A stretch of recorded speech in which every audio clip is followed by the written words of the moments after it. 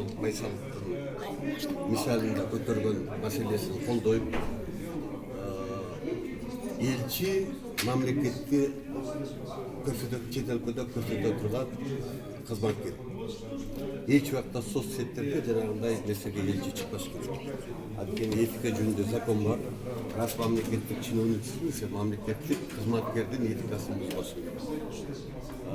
Экинчиден элчи илгертиде бул жарым мындай баягы илгери айтып койчу бөө агент болот мамлекет дегенде.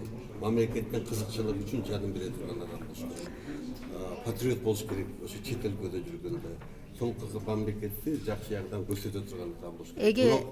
Журналисттер катары, мына мен деле өзүм эркин 12 жылдан бери эркин саясатчы. Мен эч ким ооздук дей албайм. Бирок раз ушул кызматка кетип атамбы, мен өзүмдү ооздукташым керек.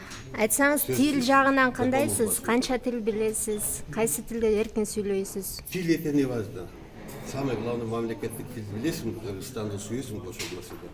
Ал эми элчилик ишинде 200 сөздү азыр 2-5 класстын балдары деле жаттап алат кызматка жараша.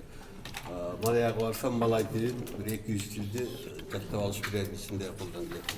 Жаттайбын деп ойлойсуз, э? Ошо мамыр жыйынында сиз президенттин алдына бир катар талаптарды койдуңуз. Мен айтып бердим. Ошол боюнча кыска айтып бердим. Башында ошодон баштадым.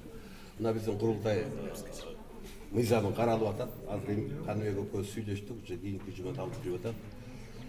Экинчи биздин референдум жөнүндө мыйзамыбыз азыр Киризбектин комитетинен жумуш топ түзүлүп, колу сотчу 12.000 колду текшерүү жүрүп атат. Өкмөттүн күн тартибине киргизилди. Өзүбүздүн кылган ишибиз боюнча 8 февралда элдик курултайга сөзсүз түрдө отчет беребиз, элге иш кылдык. Бүгүн эч кандай биздин ортобузда азыркы мамлекеттик бийлик менен биз койгон талаптын ортосунда эч кандай маселе